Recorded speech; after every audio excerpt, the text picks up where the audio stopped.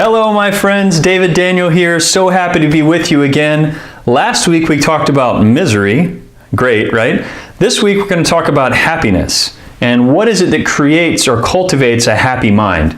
And so we're going to keep shortening this thing up. We're going to get right into it this week and talk about what are two ways that I see people trying to achieve happiness in their lives. And I've tried this myself that really don't work. And then I'm going to give you 3 tips for some ideas that really do work in generating more happiness. So get out your journals, write this stuff down, share it with other people. Here we go. Number one way that I see people trying to seek more happiness in their life is through achievement. If I could just have more, acquire more, get that thing, win that award, get that accolade, then I'm going to be happier. I can certainly say that's been true in my own life. There's this sense of never enough and this need for achievement that will lead to happiness. And I think we've all experienced that it really doesn't lead to happiness.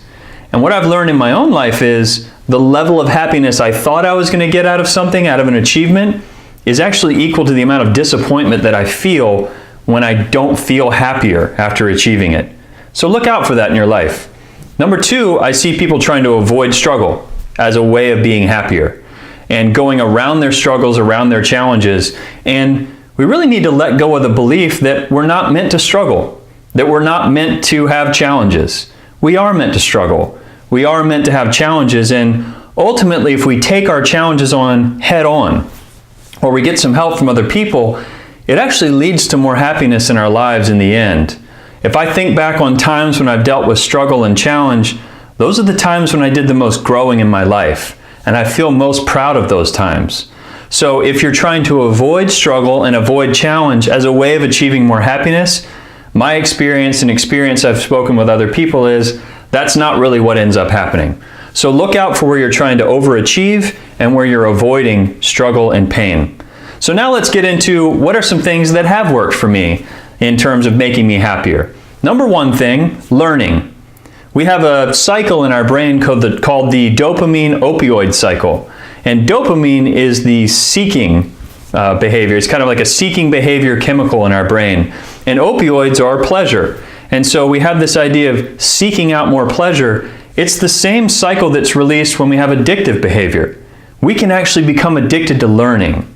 And if you can introduce new things with just the right amount of challenge, the mind loves that. It really does feel happier. Think about times in your life where you've learned something new. Did you feel happier? Well, then do that every day. Pick out a subject that you're passionate about and learn about it, whether it's gardening or whether it's a sporting event or whether it's a certain subject that you didn't do well in school and you're fascinated by now. Whatever it is for you, learning about that thing really creates this cycle in your mind, and for me has created a lot of happiness in my life. So that's the number 1 thing is when we learn more, when we actually spend time learning something, we really can be happier. Number 2 thing is, and this is going to seem like common sense, but I wonder if it's common practice for you. Spend a little bit of time thinking at the end of every day, what are you grateful for? What do you love? What was the best part of your day? Every night at dinner time, I sit with my family and we do that, where the 3 of us go around the table and we list those things. We talk about what we're grateful for. We talk about what we learned that day, what we love, what was the best part of the day. And we just spend some time in reflection mode. If you don't have people to talk to, journal about it. Do a video journal just like this and say, you know what, I really appreciated this today, or I learned this today, or I love this about my life. And just by doing that, getting into the idea of doing it on a daily basis, you start to cultivate more gratefulness in your life. You start to notice when things are feeling really happy. You begin to cultivate a mind that believes that it should be happy. And so spend some time at some point during your day stopping and pausing and thinking, what am I grateful for? What do I love about my life? And what was the best part of today? So that's number 2. Number 3 is going to require a little bit more, and it's the idea of visualizing times in your life when you really felt happy. What I want you to do is I want you to think, what are 3 times in my life where I can remember feeling really happy? and just remember the scene, what was happening there. But here's the really important question for you. If you close your eyes and you choose one of those things in particular, and you go back to it, here's a question. Are you associated with the memory, or are you disassociated from the memory?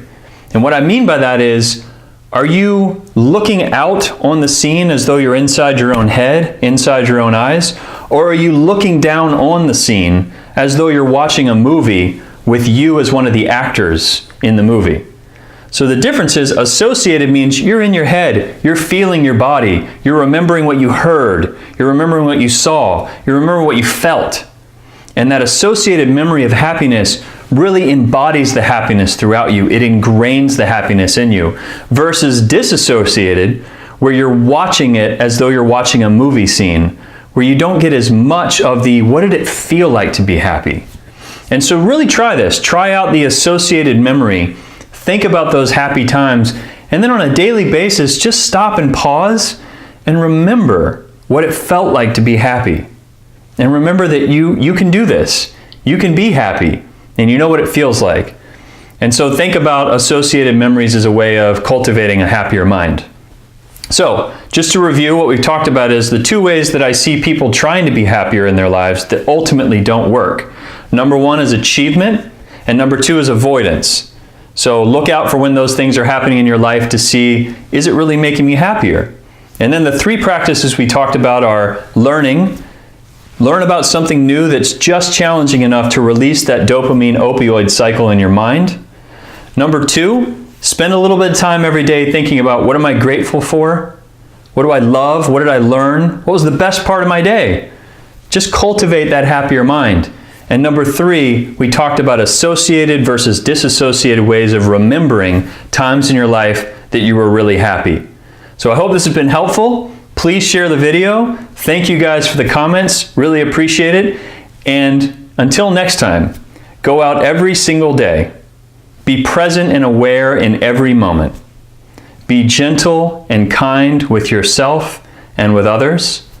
And if you need a mantra to repeat, repeat the words, be, here, now. Thank you.